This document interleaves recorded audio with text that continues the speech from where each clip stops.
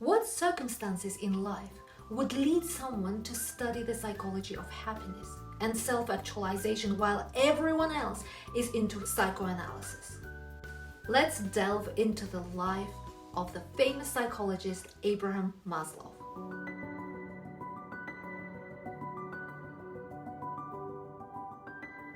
Abraham Maslow was born on April 1st, 1908, in New York City to Jewish parents from Ukraine. His father, Samuel, fled Ukraine due to severe anti-Semitic persecution during the reign of Nikolai II. After arriving in New York, Samuel started a barrel building business that thrived, prompting him to call for his fiancée to join him in America.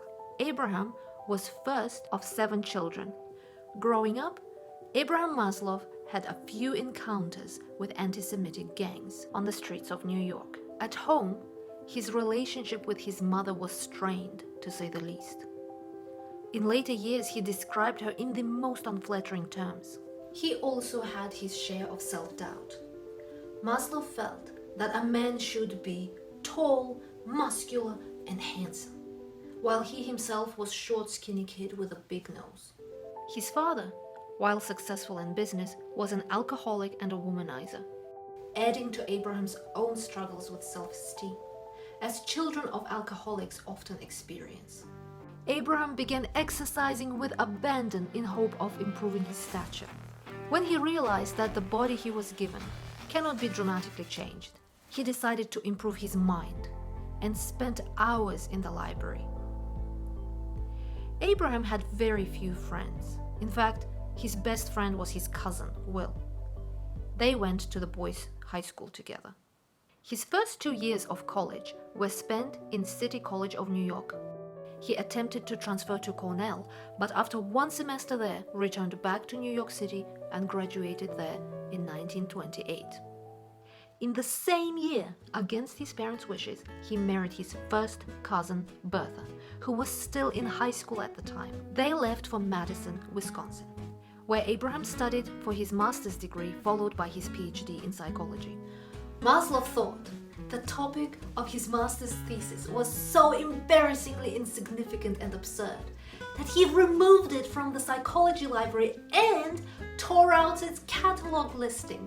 His professor urged him to submit the research for publication. Maslow's thesis was published as 2 articles in 1934. Maslow's positivist psychology was born through the study of behavioral psychology.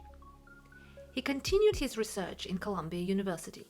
His mentor there was Alfred Adler, one of Sigmund Freud's early colleagues. Interestingly, Alfred Adler's main research was on the importance of feeling of belonging, family constellation, birth order, and inferiority complex.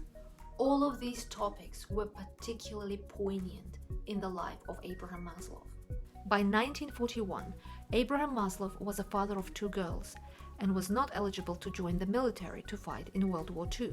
However, the horrors of war propelled him toward his theory of self-actualization. He began to think about mental health and human potential rather than trauma and pathology.